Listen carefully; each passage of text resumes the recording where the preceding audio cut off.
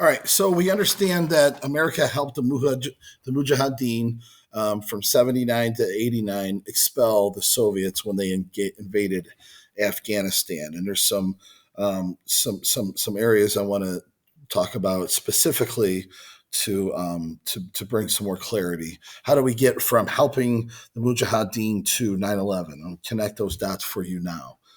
Okay, here we go.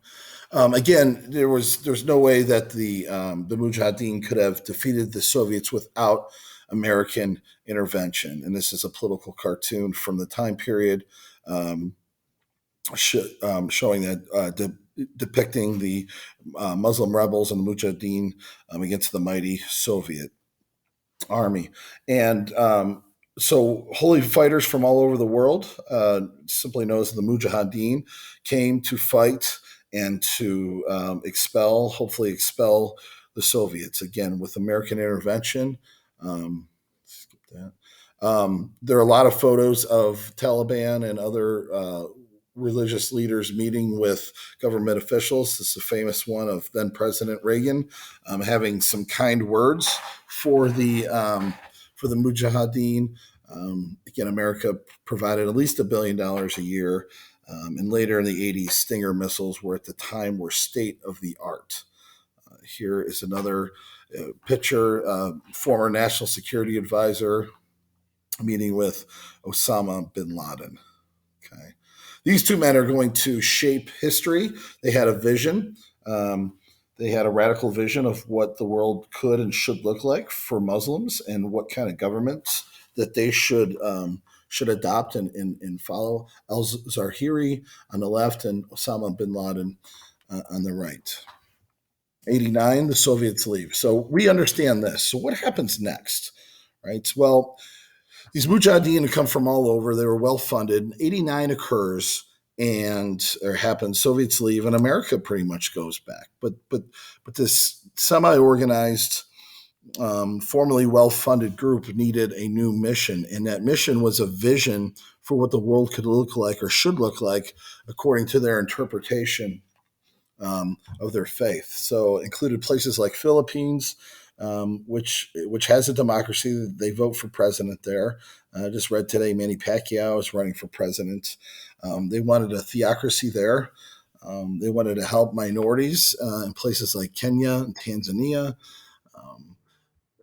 minority regions in India. Excuse me. They didn't like that the Gulf, many of the Middle Eastern nations were run by monarchies, kings. Indonesia, which is the largest Muslim country on the earth, they had moderate Islam and they wanted to implement Sharia law. So they had a vision that included lots of places.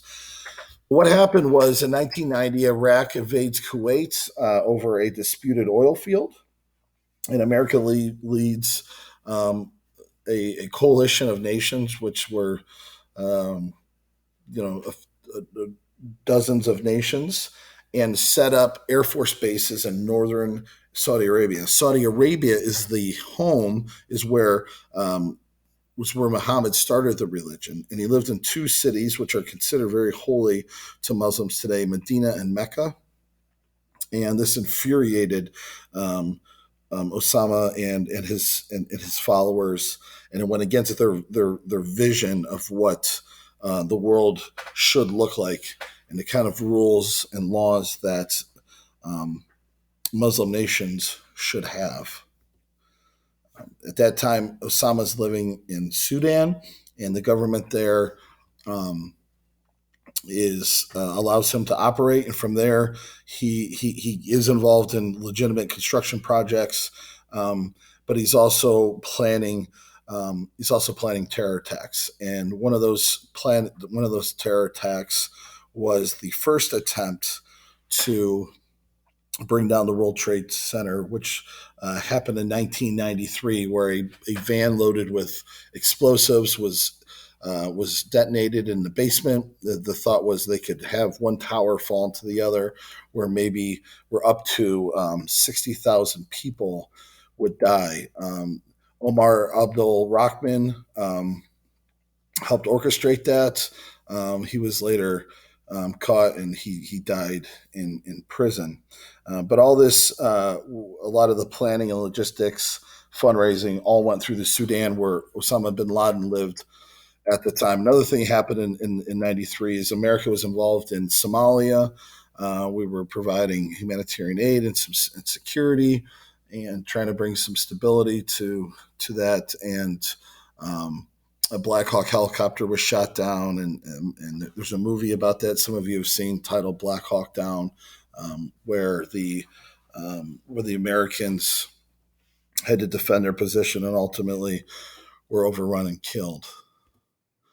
In '94, there was a daring plan that they wanted to assassinate a number of leaders, including the Pope and President Clinton, when they visited the Philippines.